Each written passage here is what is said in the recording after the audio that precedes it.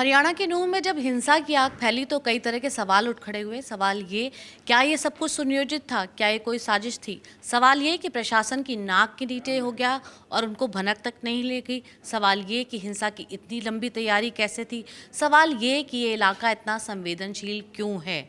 मेवात के बारे में, मेवात के इतिहास के बारे में बात करने के लिए हमारे साथ हमारे सहयोगी कबूल अहमद हैं। कबूल जी, आखिर इतना क्यों सेंसिटिव है इलाका? पुलिस के लिए कितनी मशक्कत हो जाती है वहाँ पर किसी भी तरह से घुस पाना उस इलाके में, यहाँ पर शांति व्यवस्था को बहाल कर पाना? देखिए, मेवात का जो अगर हिस्ट्री देखें या इतिहास देखें, तो जो ये ख़ास तौर से जो ये मेव कौम है, जिन्हें मेवाती कहा जाता है, ये बहुत बहादुर कौम हुआ करती थी। आज से नहीं, बरसों से अगर इनकी आप इतिहास में जाएँ, आज से 500 साल पहले हम जाते हैं पीछे, तो आप देखेंगे कि ये वो कौम थी जो जिसने अंग्रेज़ों से लेके तमाम लोगों के खिलाफ जो है नाक में दम मचा रखी थी। चाहे वो मुग़ल के दौर की रही हुई बात हो या फिर अंग्रेज़ को, हमेशा से इनकी बहादुरी के लिए जाना जाता था ये इलाका। और ये एक मेवाड़ जो ख़ास तौर से रियासत रही है, उस रियासत के में रहने वाले लोगों को मेव कहा जाता था, जिसमें तमाम अलग-अलग जातियाँ रही हैं, चाहे वो जाट हो या फिर राजपूत हों या फिर अहीर हों। ख़ास तौर से ये बेल्ट जो देखेंगे, जो मेवाड़ की पूरी बेल्ट है, उस बेल्ट में आप देखेंगे तो 3 प्रमुख जातियाँ हैं। एक अहीर जाति है जो यादव होती है, और राजपूत, और दूसरा जाट। ये तीनों कौमें मिलिटेंट कौम के तौर पे जानी जाती हैं। इसीलिए चाहे वो मुग़लों से लड़ने की बात रही हो या फिर अंग्रेज़ों से लड़ने की बात रही हो, तो हमेशा ये आगे रहे हैं। ये इलाका काफ़ी पिछड़ा हुआ इलाका है, अशिक्षित इलाका रहा है हमेशा से। इतिहास की जब हम बात करते हैं तो एक बात ये भी आती है, फिर से कहा जाएगा कि गांधी नेहरू की बात होती है। तो जब बंटवारा हुआ देश का तो इनको यहाँ रोका गया, गांधी जी ने रोकने की बात की, बसाने की बात हुई। तो वो क्या इतिहास है? और आपने बहादुरी की बात की, तो बहादुरी आक्रामकता में कैसे बदली, या वो कट्टरता की बात जो अब उठ रही है उस पर बात करेंगे। लेकिन पहले इतिहास का जब ये जो जिक्र आता है कि कैसे इनको यहाँ रोका बसाया गया, और वही सरदर्दी की वजह तो नहीं हो? देखिए, जब 1300 ख़ास तौर से अगर देखा जाए 1372 में जब फ़िरोज़ शाह तुगलक जो आए, उन्होंने सबसे पहले जो नहर खान थे उनको एक मेवाती राजा के तौर पे उस इलाके की रियासत को सौंपा, और उस रियासत में वहीं से एक मेवात की जो लोगों के रहने की वो एक मेवाती शासन की परंपरा पैदा हुई, वहीं शुरू होती है। और आप देखेंगे जब 1527 में बाबर आते हैं और वो भरतपुर जो की रियासत है उसको घेर लेते हैं, उस वक्त मेवाड़ की रियासत को खासतौर से हम कहें, राणा सांगा के उस समय देखा जाए तो मेवात के ही राजा थे, मतलब थे राजा हसन खान मेवाती जिनको कहा जाता है, उनका नाम है। उन्होंने उस वक्त राणा सांगा का साथ दिया और वो उनके खिलाफ लड़े।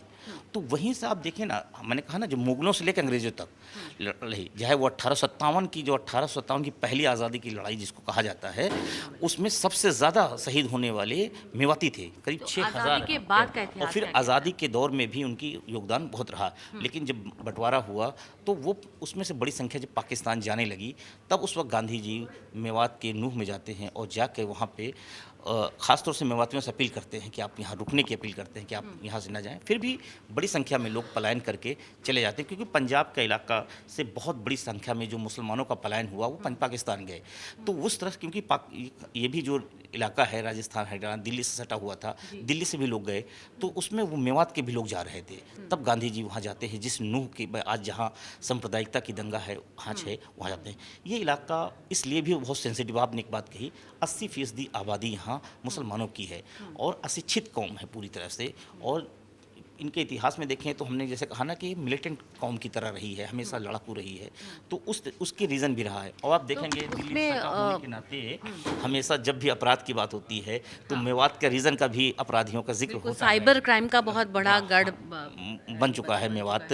और इससे पहले भी दिल्ली, आप देखेंगे दिल्ली में जो भी लूट की या इस तरह की घटनाएं होती रही हैं, उसमें भी मेवाती मेवातिया गैंग का गैंग नाम सामने आता है। तो ये अक्सर रहा है। इसकी वजह कहाँ कहाँ आपने बताया बहादुर थी, वो बहादुरी से आक्रामकता, कट्टरता, कटुता, ये सब कहाँ से समावेश हो गया कि एक आबादी, और आपने खुद ही बोला 80% आबादी है, और वहाँ पर जब लड़ाई होती है तो लोग, हिंदुओं जो बताया गया कि उनको मंदिर में शरण लेनी पड़ी। तो ये स्थिति कैसे अपने आप में बदलती गई कि इतना माहौल इतनी बात हाथ से निकलती है?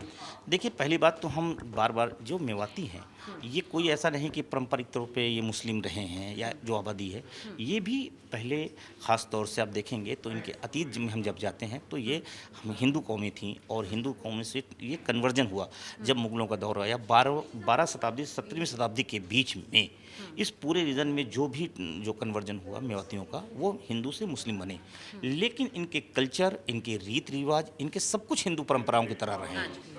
आज वो बहुत सारी है। हम आपको बता दें तो एक ये मेवात इलाका है जहाँ मुसलमानों में एक गोत्र में शादियाँ नहीं होती हैं, जबकि मुसलमानों में आप दूसरे देखेंगे तो ब्लड रिलेशन में शादियाँ हो जाती हैं। लेकिन आज भी मेवाती जो हिंदू परंपरा रही है, क्योंकि हिंदुओं में एक गोत्र में शादी नहीं होने का परंपरा रही है, तो वो जो है मेवातियों में आज भी रही है। लेकिन आप जाएंगे करीब हम जाते हैं आज़ादी जब अंग्रेज़ों की हुकूमत भारत में आई 1926 के दौर में, ये बहुत दिलचस्प बात है। 1926 में और उस वक्त एक आर्य समाज ने एक हिंदुओं में जो हिंदू मुस्लिम कन्वर्जन में चले गए थे उनके शुद्धिकरण का अभियान चलाया था। जब वो अभियान चलाया तो उसी समय मुसलमानों में भी एक संगठन का गठन हुआ था, उसका नाम था तबलीगी जमात। और जो निज़ामुद्दीन के ख़ास तौर से एक छोटी सी मस्जिद में गठन हुआ जिसको मौलाना इलियास कांदलवी थे, उन्होंने गठन करने के बाद पहली जो जमात गई वो भी जमात जो है मेवात जाती है। और मेवात में उनके बीच में जो हिंदू परंपराएं रीति रिवाज थी, जो उनके कल्चर था, उसको इस्लामिक कल्चर में कन्वर्ट करने और उनको इस्लामिक परंपराओं में रखने का, क्योंकि वो इस्लाम उनका कहना था इस्लाम कबूल कर चुके हैं लेकिन इस्लामिक परंपराएं इनके अंदर नहीं है, न इस्लामिक रीति रिवाज इनके अंदर है और आज भी ये हिंदू रीति रिवाज। तो ऐसे में उनकी शुरुआत तो वहाँ से शुरू होता है इनका इस्लामीकरण होना।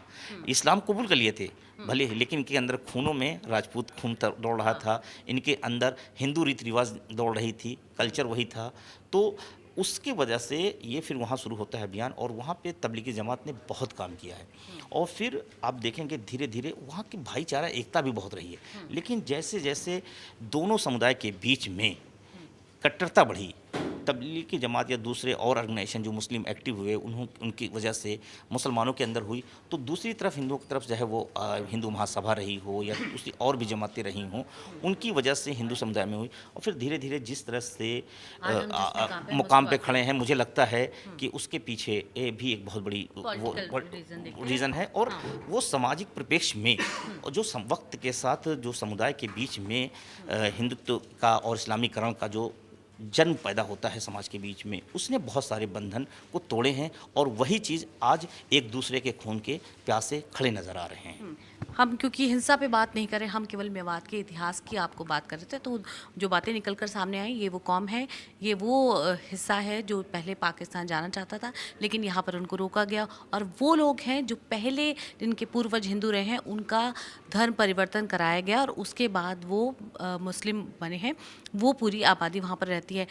आबादी का रेशियो आपने बताया कि 80 और 20% का है, हिंदू आबादी कम है, लेकिन हिंसा क्या कैसे हुई उस पर हम बात नहीं करें। आपको मेवात से के इतिहास से हमने परिचित कराया है और मेवात का इतिहास बताने के लिए आपका बहुत बहुत धन्यवाद।